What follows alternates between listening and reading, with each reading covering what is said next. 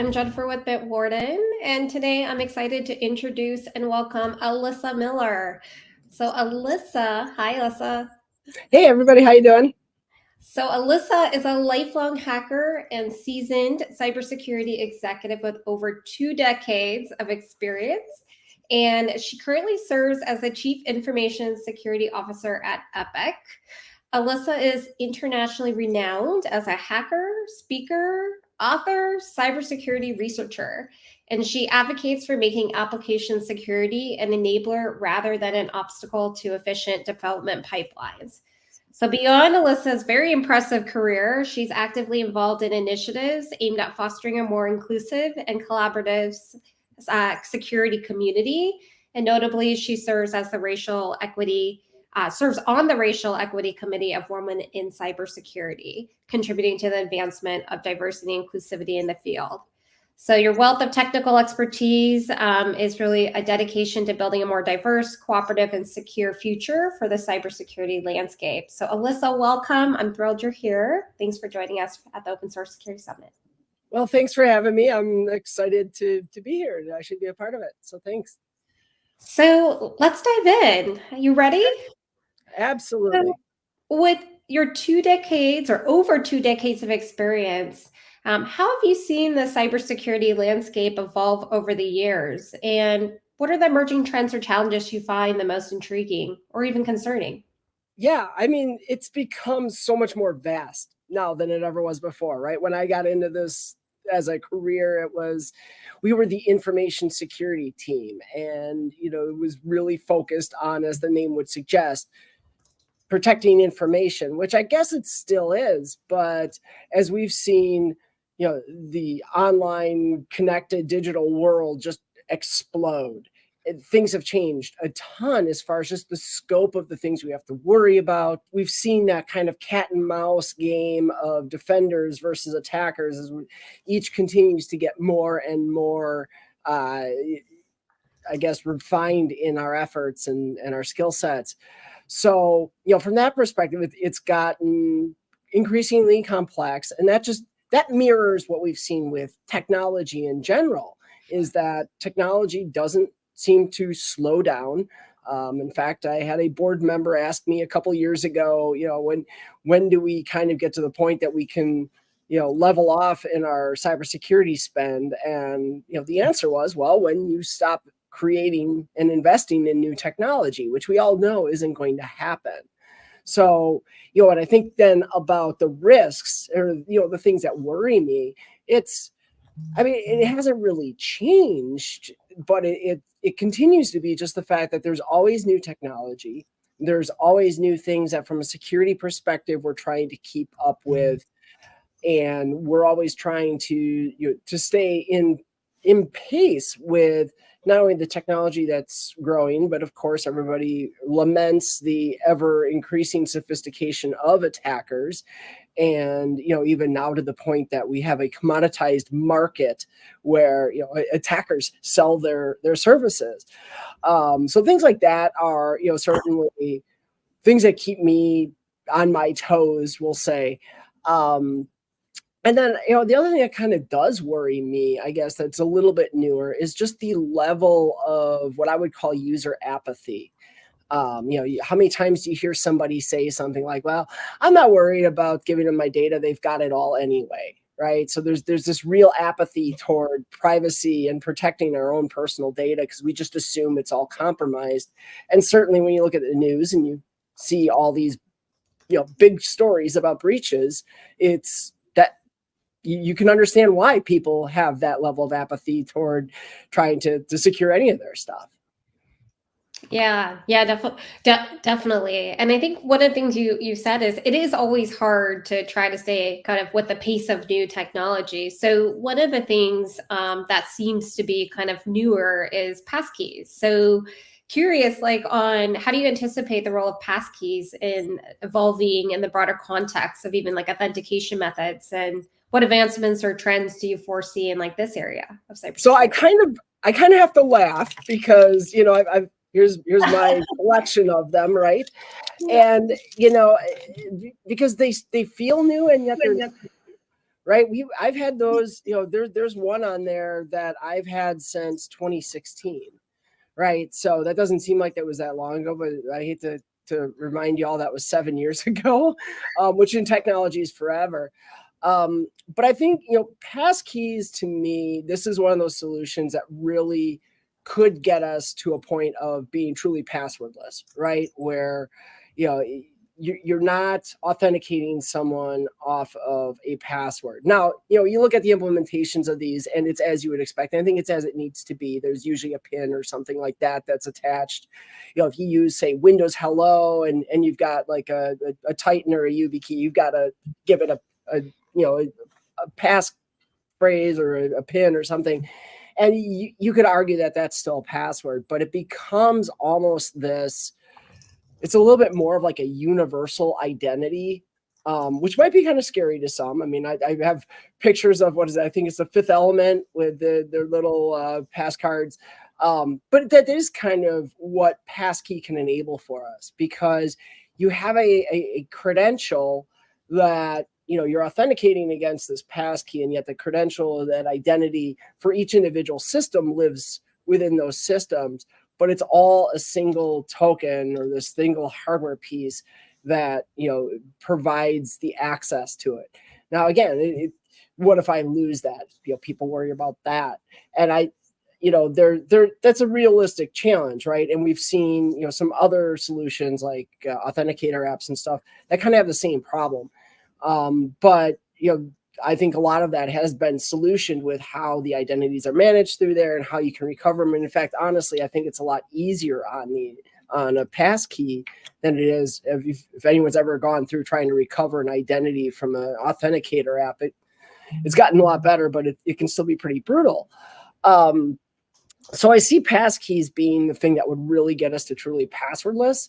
I think there's challenges of awareness that they even exist. A lot of users still don't know it, but we see more and more adoption. Certainly we've seen Google now has moved, not just with the creation of their Titan keys, but also with how they're now, putting that into all of their authentication mechanisms. And I think as that grows, we'll start to see more of that. And we'll probably start to see it, I think even in more corporate space, especially in organizations that have more of a commitment to a really strong authentication, because we've got Microsoft and NIST and others who are all saying, password, getting away from this old traditional form of passwords, because we keep making them ever more complex. And, all the, how many of you have like 14 character passwords at work where you got to have, so many numbers and they can't repeat and all these other complexity things. After a while, it just gets impossible for people to remember their passwords. And so the passkeys get away from that. And so I think, especially now that we're seeing the cost of the keys not being really any more than the cost of licensing for like, some of the authenticator apps and other things, I think you're going to start to see a little bit of that shift. Yeah, definitely. I mean, we use it here at Bitwarden, so definitely in the corporate space. So earlier you talked a little about like the apathy of like users and not being kind of worried and saying, hey, my information is already out there. I think another thing that's been kind of challenging in corporate environments is there's this rise of remote work since really 2020. And so it adds an increase in an attack surface. And so what recommendations do you have for organizations to secure their networks and data in a distributed work environment? Well, so one of the key things, and I know nobody wants to hear this because user awareness education is always such a onerous topic, but it really is like understanding that how you educate your users and build a culture of security has to extend beyond just your corporate walls. And I don't just mean the physical walls. I mean, you have people working in hybrid environments or working maybe even fully remote. You have to understand that their network just became yours. And yeah, we can do, and certainly, I think every corporate environment I've ever worked in, there's different remote access solutions meant to build some level of barrier between that, right? So we have VPNs and private access applications and other proxies and things like that. But I think at the end of the day, we have to understand that, there's still our presumably a device that we own in most cases as the organization, sitting on a network that we do not control. And so, no matter how many technological controls we put on that system, we cannot forget about the people and the process side of things, right? And so it's that wonderful triad that feels like another cliche, people, process, technology, but you really do have to look at all three. It's got to be holistic. So you have to understand, you've got a lot of people in your organization who probably are not technical IT people, depending on your organization. I work in a legal services company, so I've got a lot of people who are lawyers. IT is not their day job. And so I have to make sure that they have the ability to understand how some of their actions could impact the safety of their home network. And then it becomes not even just about, oh, hey, here's how you protect your home network so our laptops stay safe. But then why not parlay that into here's how you're protecting your family? Because that becomes a strong motivator for your users to want to learn this stuff, where a lot of times it feels onerous. And it could also then even, who knows, that could also help address some of that apathy, as well as people now feel like, oh, I understand this a little more and I have a little more control in how I defend myself. Yeah, it's a good point. Like we're all human, and whether it's for home or whether it's for work, it's creating kind of that good behavior across the board. What about with zero trust security? How do you see the role of zero trust security models evolving in response to like the distributed nature of work? So I have a challenge with zero trust, to be honest. The problem with zero trust is it's a great theory, but it got absorbed by marketing teams as something that, well, I can sell zero trust as a product. Well, again, people, process, technology. You can't just say zero trust. My product is zero trust. Sorry to some of the orgs that I do business with who do that. It's zero. A lot of people have joked that zero trust is just basically doing what we already should have always been doing. And that's true to a large extent. So, I think what we're going to see is we're going to continue to see more effort to adopt many of those principles, right? And I think that's how we have to look at zero trust. Zero trust is not necessarily a thing that we implement. Zero trust is a framework that we can work within. And for each organization, what zero trust is going to look like and what's going to be practical for that organization is going to be different. Because there are things that if I look at a fully laid out zero trust model and what that really is supposed to be, there's elements in there that may not fit my risk posture with my organization. They may be very, very costly and reduce very little risk for us. So that may not be an appropriate control for us to introduce as part of a zero trust model.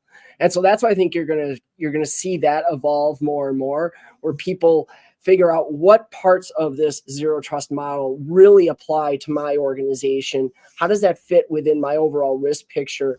And most importantly, and security likes to forget this sometimes, but most importantly, what value to the business is this going to bring? How am I making it so that my business units can innovate better, so they can work more efficiently? How can I leverage zero trust? And there's a lot in that space that can do exactly that. But we need to think in those terms rather than, oh, I'm going to try to implement this whole framework. No, you figure out what's going to make your business better. Does, implementing some type of zero trust remote access, proxy, private access type of thing, is that what you need? Does that make it work? Is that going to allow people to work from anywhere with any device and keeping you secure? Boy, that might, for some businesses, be a really attractive option. For others, that may not be something that's even valuable to them, especially if they're one of these organizations that has gone fully back to the office. So we all have to. That's where I see zero trust. I think we're starting to have that realization now that it's not a vendor product. It's not an all or nothing. It's not something you turn on and off. It's more of a concept and a framework that we work within. Yeah, that makes a lot of sense. Shifting gears a little bit, since it is the Open Source Security Summit, as open source has gained popularity in cybersecurity tools, From your perspective, what do you think are some of those advantages and challenges to using open source packages in enterprise environments? Well, I know we just talked about this in our previous session, right? I think right there, Jimmy brought up a good point about some of the advantages of open source just being that it's open. You can, we can have people in their research programs at universities who are digging in and finding vulnerabilities in open source software. It gives us the ability to be more aware of what's there, to do much deeper inspection than we could do maybe with a commercial off-the-shelf product and things like that. I think that's really advantageous. Obviously, in the world of software development, open source packages are pretty much ubiquitous now, and they really enable that efficient, quick development of software, and that's wonderful. I mean, you look at what package managers have meant to Java and to JavaScript and to .NET. So that has been a tremendous improvement in how we enable something. Back in my day as a program, we called it reusability, because we're doing that. We're creating reusable packages that implement, in some cases, some really complex functionality. Now, the challenge with that, of course, is you don't know who's writing that code in a lot of cases. Not every open source package, for instance, has a whole consortium or foundation behind it, right? It might be one or two people. And now you're talking about implementing that software into your corporate IP. This is your intellectual property. If that software is your competitive advantage, now you've got this open source piece in there, and you may not be able to get the support that you need because it might just be one or two or five people sitting behind the scenes doing it. And then it becomes a question of, do we fix it ourselves? And what does that mean? Because now we contribute that back. So I'm spending money in my developer's time to, fix someone else's code. I would argue that, yeah, you probably should be doing that. That's part of being part of the open source community and giving back to that community. But there are organizations who have reasons to be resistant to that. Licensing can be a challenge sometimes in open source in that sense too. Some of these open source licenses, if you integrate that open source whether it's software, whether it's a package, whatever, you integrate that into your system or your software, suddenly, the license calls for you now open sourcing all of your stuff. And again, for organizations where that software is their competitive advantage and that's their IP, that could be problematic.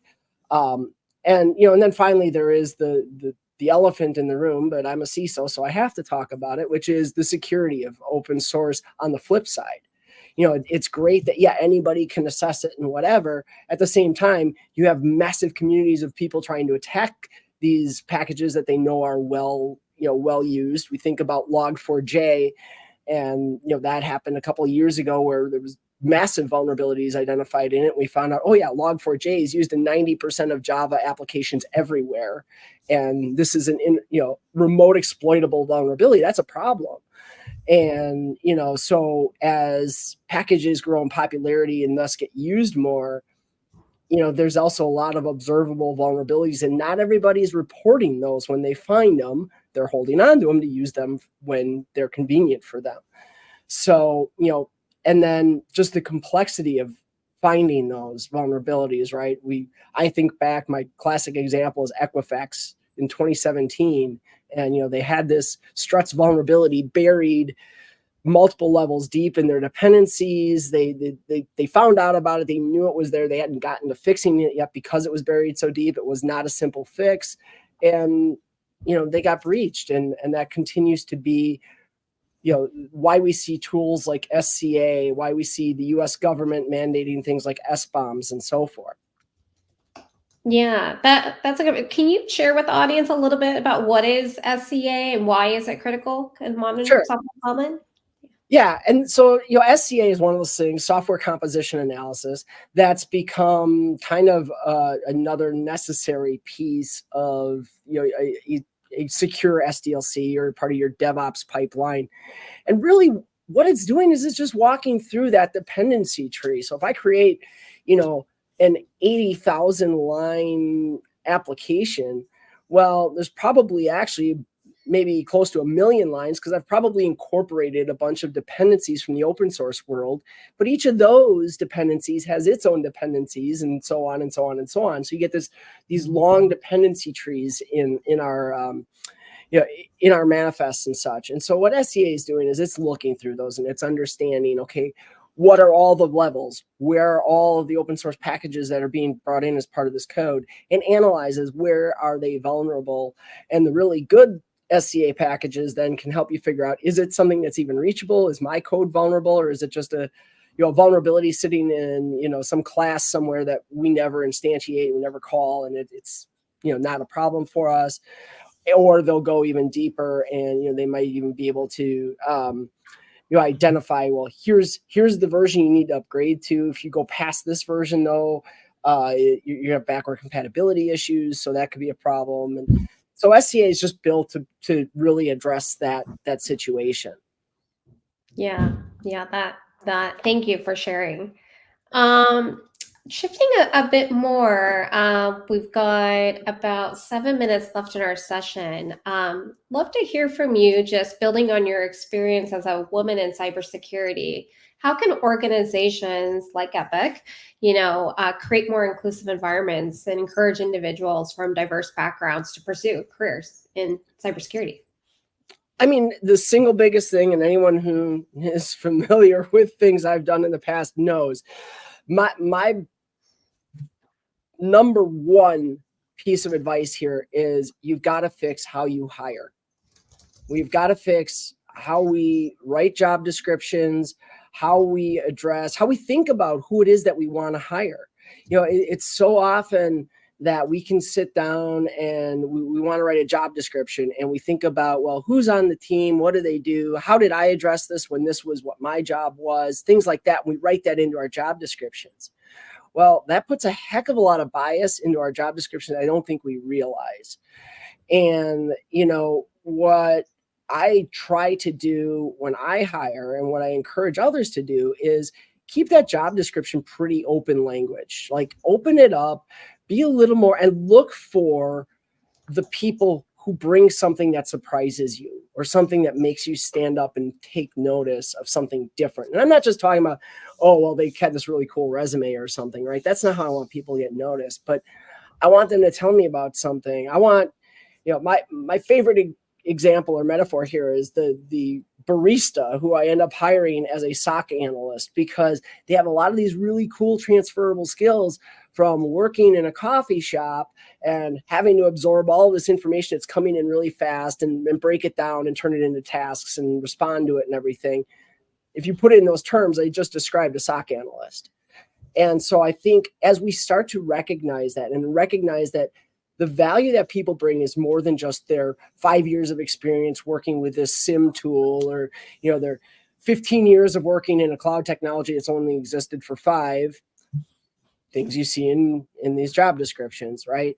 If we get away from that hyper focus and think more about what are they going to bring to my team and what are they going to challenge about how my team operates today to make my team better, what happens now is you get natural diversity. It happens. And now people feel valued in the workspace. They don't feel like they're kind of this outsider, which is obviously anti-inclusionary. That's the problem of inclusion. Inclusion isn't just about people's feelings. It's about getting them to come in, feel comfortable contributing, feel like they belong there, because that's when they will do their best work for you. And as a cybersecurity professional, that's what I need. I need people with lots of different ideas. It's what we need in tech in general. If I'm going to build something, I want lots of different perspectives and ideas. And if I've got a room full of people who look just like me and think about things the same way I do, we're not going to get that diversity. Yeah, I think you made a good point. It's finding those people that are going to challenge the team and build. I love what you said, is natural diversity. And so very well said.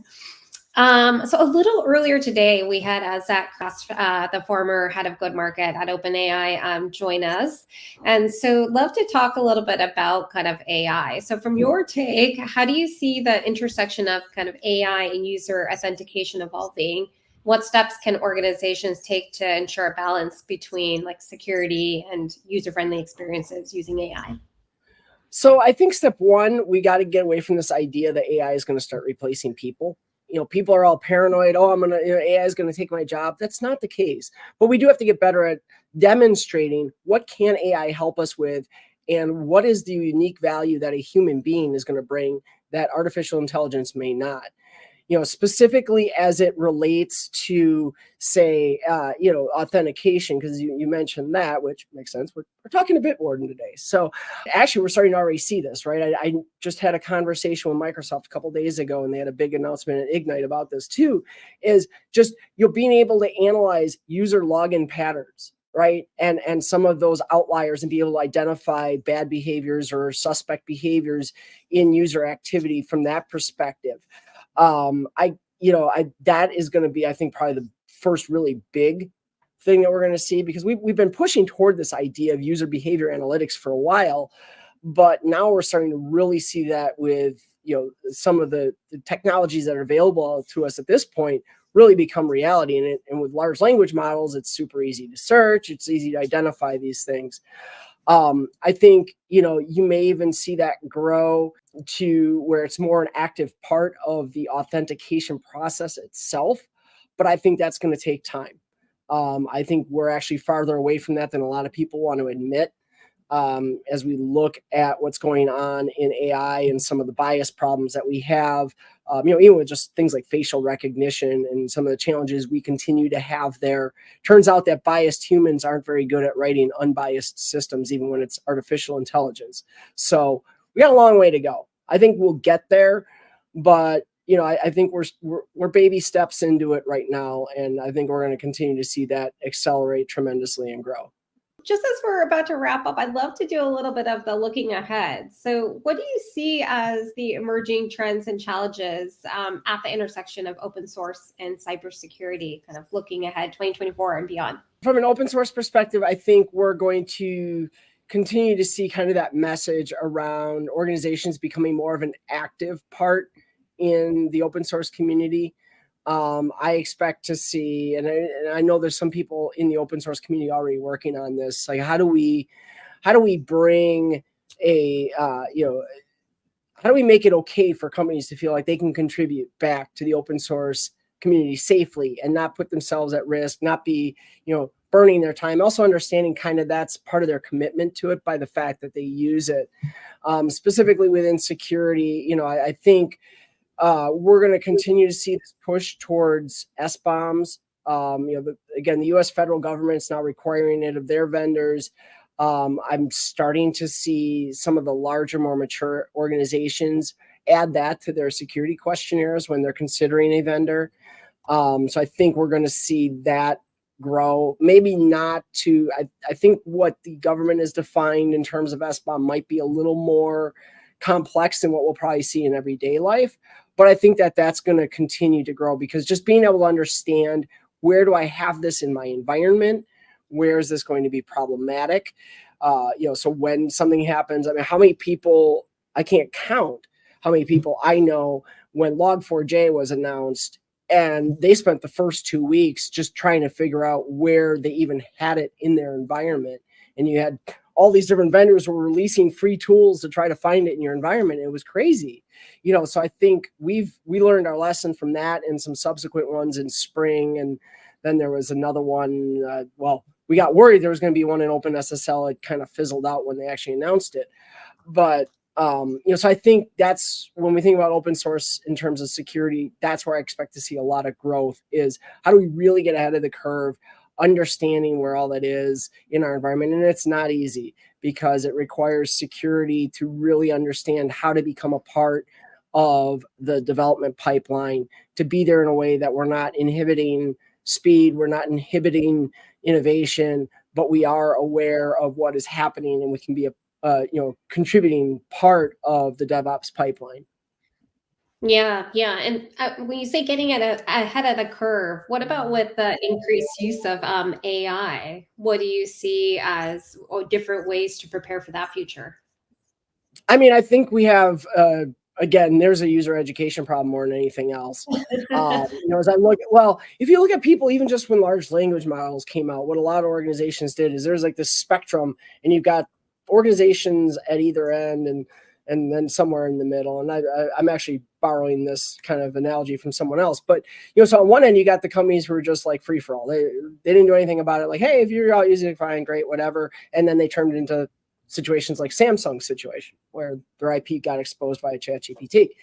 On the other end, you have the organizations who are like, no, we're blocking it all. We're shutting it all down. We're not doing anything, right?